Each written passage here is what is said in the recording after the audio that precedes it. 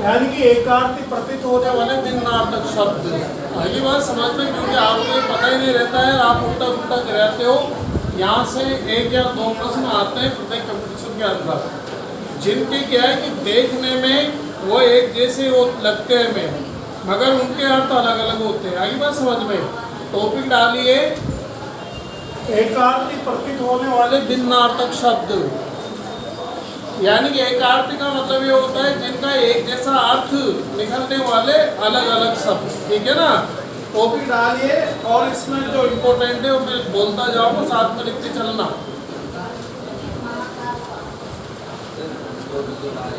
पहला है अति। अति का मतलब होता है बहुत अधिक।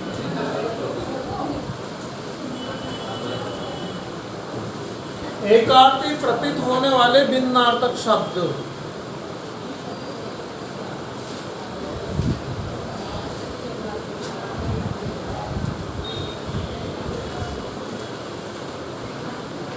पहला लिखिए इसमें अति। अति का मतलब होता है बहुत अधिक, और अधिक इसके समतुल्य शब्द होता है अधिक। अधिक का मतलब होता है ज्यादा या तुलना में। ज्यादा या तुलना में दोनों आप एक साइड से लिख सकते हो। ठीक है ना, ऐसे युग्म बना के लिख सकते हो, अति अधिक दोनों के अर्थ नीचे लिख सकते हो एक साथ।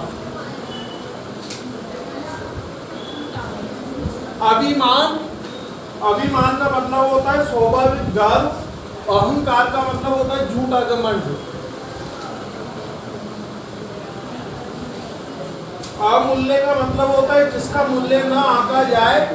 बहुमूल्य का मतलब होता है बहुत कीमती। अनिवार्य का मतलब होता है जिसके बिना काम न चले। आवश्यक का मतलब होता है जरूरी। उतार लो उतार लो उतार लो, ये इम्पोर्टेंट है, इसमें ज्यादा नहीं है। चलो उतार लो थोड़ी देर, लाइन से उतारने यहाँ तक तो है।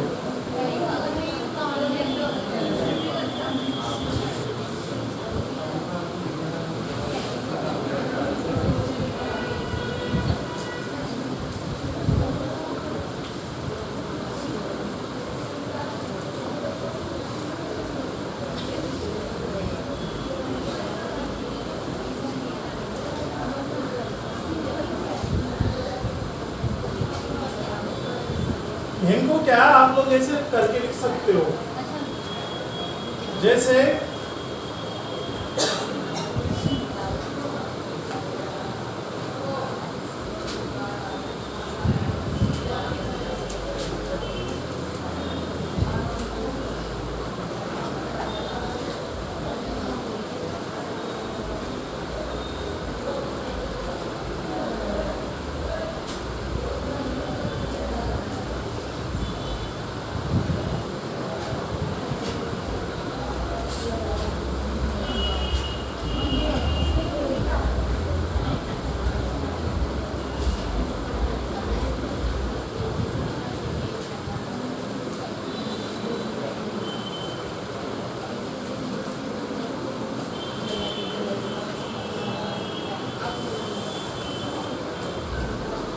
ऐसे युग्म बना लो। ऐसे मिलेगी किताब में, आप कहीं भी पढ़ोगे दिन को। ठीक है ना, ऐसे दो दो के जोड़े बना के और इनके अर्थ लिख लो साथ। कैसे लिखते हैं, जैसे अर्चना का मतलब होता है बाह्य सत्कार या नैवेद्य। पूजा का मतलब होता है मानसिक एवं बाह्य दोनों। ऐसे युग्म बना बना के लिखो, इनको जोड़े बना बना के, तब समझ में आएंगे। ठीक है ना। अवस्था। अवस्था का मतलब जीवन का एक भाग। इसके समतुल्य शब्द है आयु। संपूर्ण जीवन। संपूर्ण जीवन। अनुरोध, इसका मतलब होता है विनय पूर्वक हट। आग्रह का मतलब होता है हट, यानी कि जिद्द करना। शब्द होते हैं समतुल्य, इनका एक जैसा अर्थ होता है मगर अलग अलग अर्थ में प्रयुक्त होते हैं।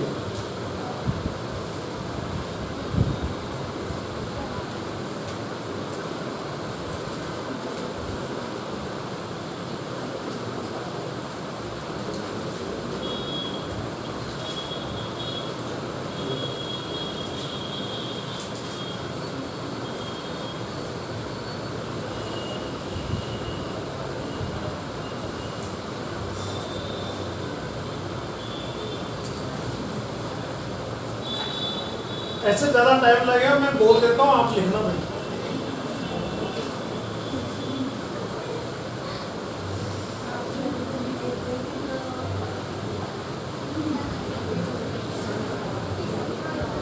कहाँ तक लिखा थी? आगरा तक हो गया।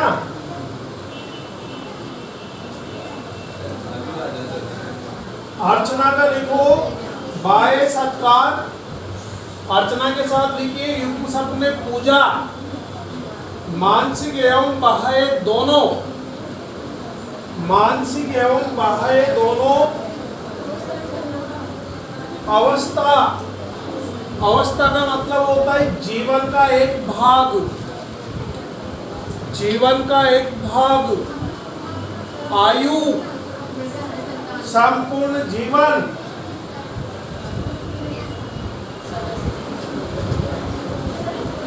इसके बाद लिखिए आप अभिभाषण,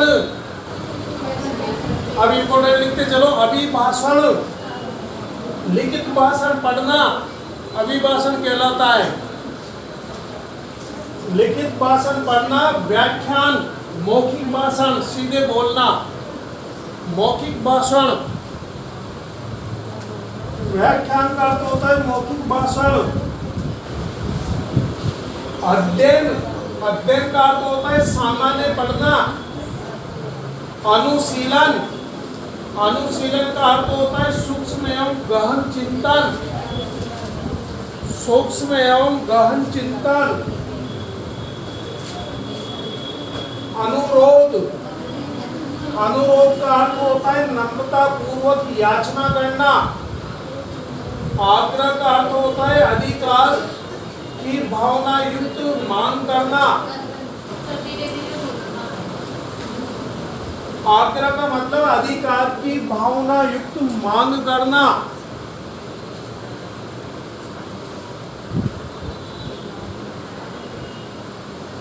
फिर आप लिखिए अपवाद, अपवाद, अपवाद का अर्थ होता है बिना प्रमाण के दोषारोपण करना, बिना प्रमाण के दोषारोपण करना। उसके समतुल्य शब्द निंदा, तथ्यों पर आधारित दोषारोपण करना, तथ्यों पर आधारित दोषारोपण करना। ये भी सब बहुत आता है। आवेदन, ये आपके पत्र लेखन में भी आता है, वहां डायरेक्टली पूछ लेता है। आवेदन, नौकरी के लिए दिया गया प्रार्थना पत्र, नौकरी के लिए दिया गया प्रार्थना पत्र आवेदन कहलाता है। निवेदन, विनय पूर्वक किया गया अनुरोध निवेदन कहलाता है। विनय पूर्वक किया गया अनुरोध निवेदन कहलाता है।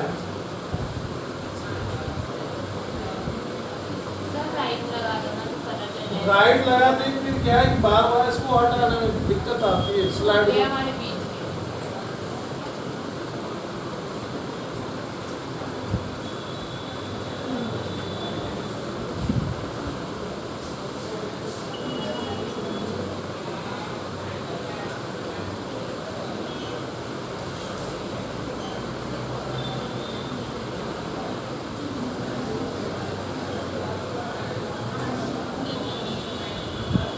इसके बाद लिखिए आप आकार,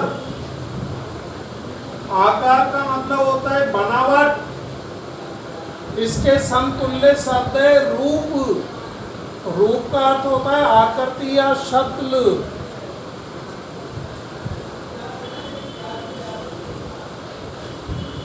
फिर अगला उतारिए आप उन्नति, उन्नति का अर्थ होता है ऊपर उठते हुए विकास करना, ऊपर उठते हुए विकास करना। इसके समतुल्य शब्द प्रगति, साधारण रूप से विकास करना। प्रगति का अर्थ होता है साधारण रूप से विकास करना।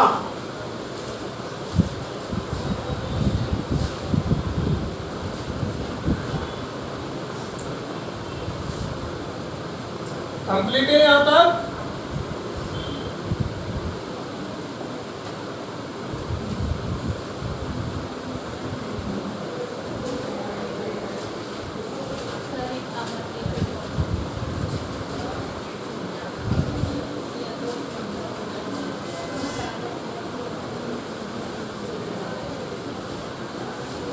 ये भी बहुत आता है परीक्षा में, उपहार, अन्य को दी जाने वाली भेंट उपहार कहलाती है।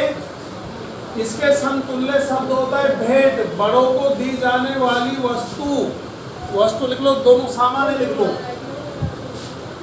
अन्य को दी जाने वाली वस्तु उपहार कहलाती है, बड़ों को दी जाने वाली वस्तु भेंट कहलाती है। कर्तव्य, कर्तव्य का मतलब होता है नैतिक अनुबंधन युक्त कार्य। इसके समतुल्य शब्द है कार्य, कार्य का मतलब होता है सामान्य काम, उसको कार्य बोला जाता है।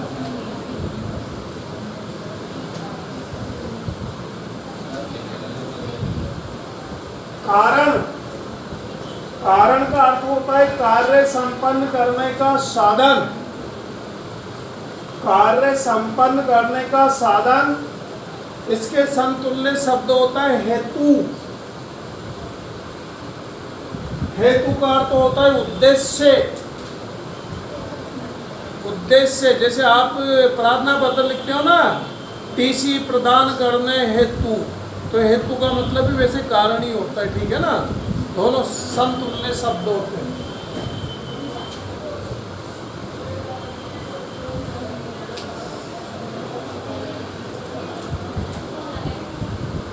चिन्ह, चिन्ह का अर्थ होता है निशान। इसके समतुल्य शब्द है लक्षण, लक्षण का मतलब होता है विशेषताएं।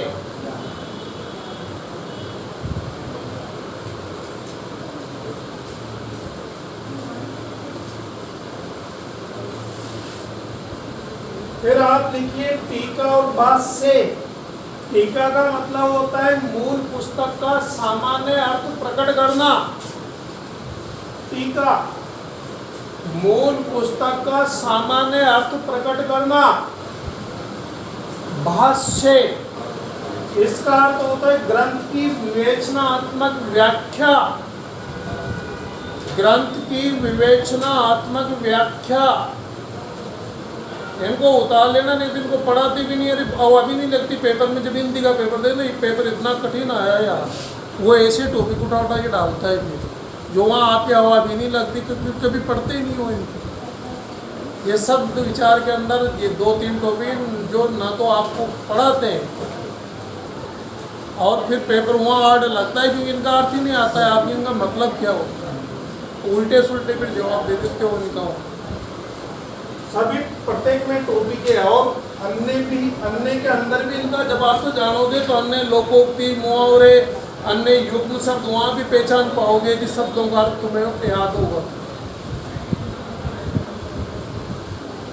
ये बहुत आता है तंद्रा। तंद्रा का मतलब होता है ऊँघन नींद, जिसे बोलते हैं ऊँघना, यानी कि पूरी नींद में नहीं होना। ऊँघना डायरेक्ट लिखना, तंद्रा ऊँघना। बहुत आता है परीक्षा में निंद्रा, गहरी नींद, बिल्कुल गोड़ी बेच कर सो जाना, ठीक है ना। तंद्रा का मतलब तो होता है अधूरी नींद, यानी कि आधा जब क्या लेते रहना। और निद्रा का मतलब गहरी नींद।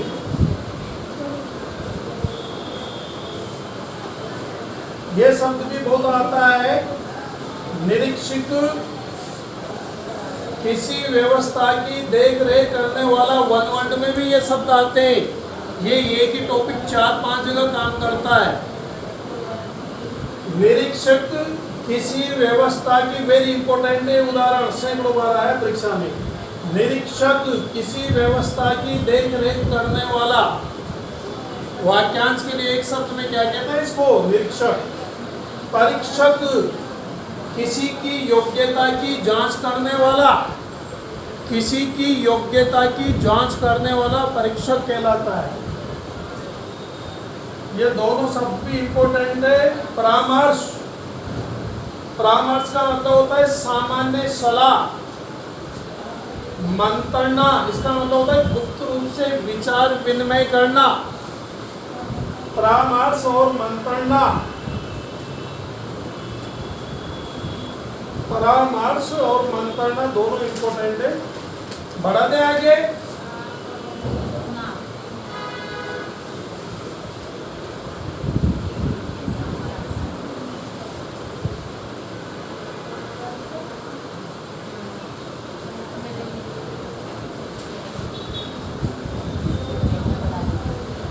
ये दोनों भी वेरी इंपॉर्टेंट है।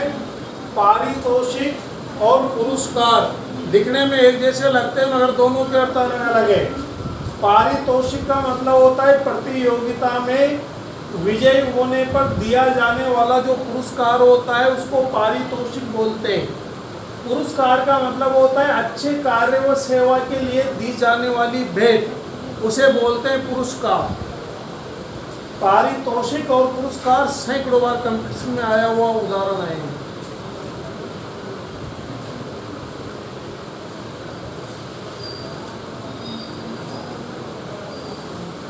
योग्यता और क्षमता। योग्यता का मतलब होता है गुणयुक्त विशेषता। क्षमता का मतलब होता है शारीरिक शक्ति। योग्यता और क्षमता।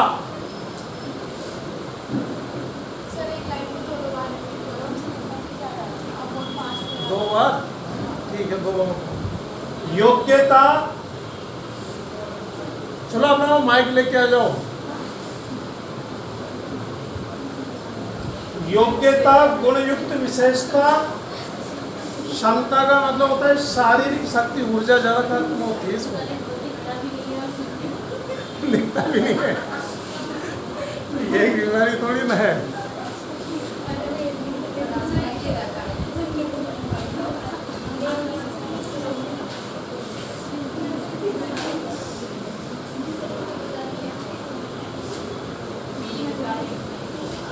ये जिनके भी ऑटोमेटिक निशान लगे हुए हैं ना, ये ऑटोमेटिक पहले परीक्षा में आए हुए उदाहरण है सारे के सारे।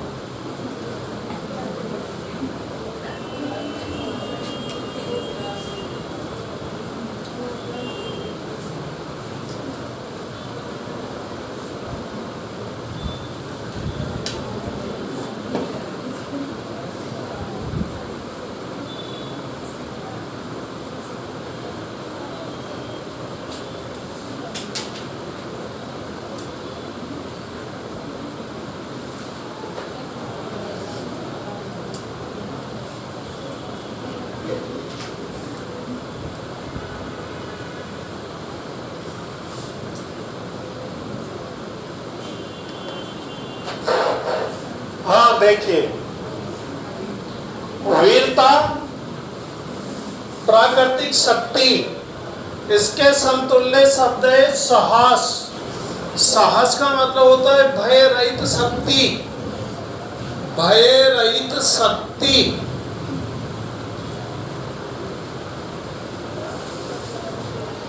ये शब्द भी इंपॉर्टेंट है। वात्सल्य और स्नेह। वात्सल्य का मतलब होता है माता पिता का संतान के प्रति प्रेम। वन वर्ल्ड में भी ये शब्द आया है, ध्यान रखना इसका। माता पिता का संतान के प्रति प्रेम वात्सल्य कहलाता है। स्नेह, छोटों के प्रति प्रेम या प्यार।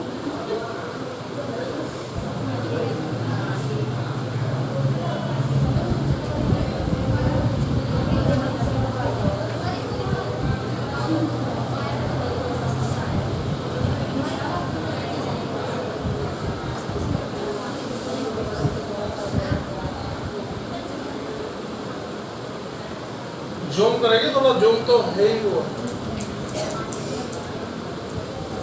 फॉलो हो रहा है स्लाइड को पूरी।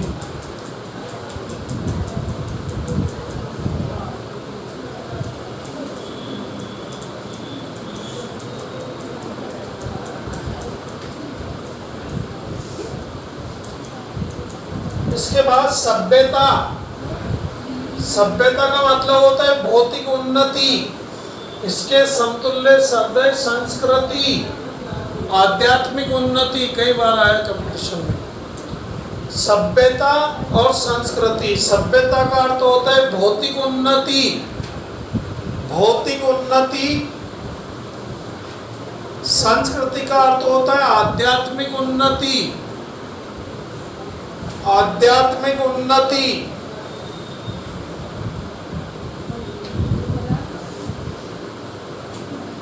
इसके बाद लिखिए संदेश। संदेश का अर्थ होता है व्यक्तिगत सूचना। संदेश, संदेश का अर्थ होता है व्यक्तिगत सूचना, व्यक्तिगत सूचना। इसके समतुल्य शब्द है सूचना। सूचना का अर्थ होता है विशेष घटना का समाचार,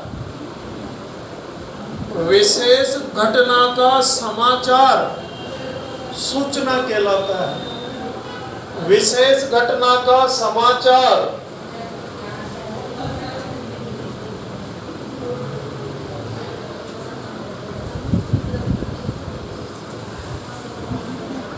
स्त्री और पत्नी, स्त्री और पत्नी में अंतर है। स्त्री का मतलब होता है सामान्य नारी, स्त्री सामान्य नारी। पत्नी, इसका मतलब आप जानते हो एक व्यक्ति के साथ विवाह करने पर वह पत्नी कहलाती है, यानी कि स्त्री का दूसरा रूप है पत्नी।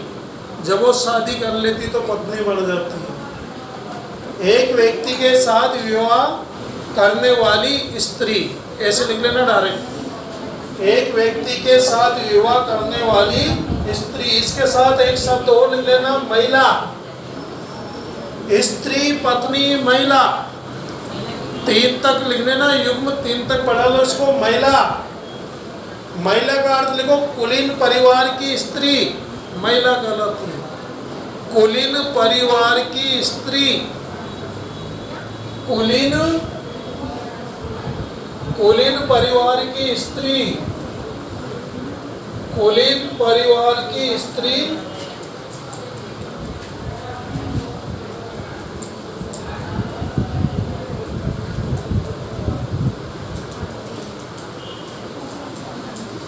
आगे स्तुति, स्तुति का अर्थ लिखिए इसका बखान करना, यश का बखान करना।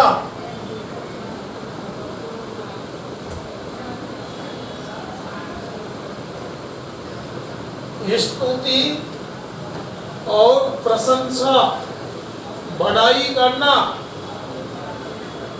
प्रशंसा का मतलब होता है बड़ाई करना। हत्या, हत्या का मतलब होता है प्राण लेना। हत्या, हत्या का अर्थ है प्राण लेना। नेक्स्ट है बलिदान। बलिदान,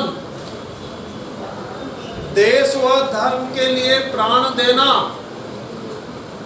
देश व धर्म के लिए प्राण देना बलिदान कहलाता है।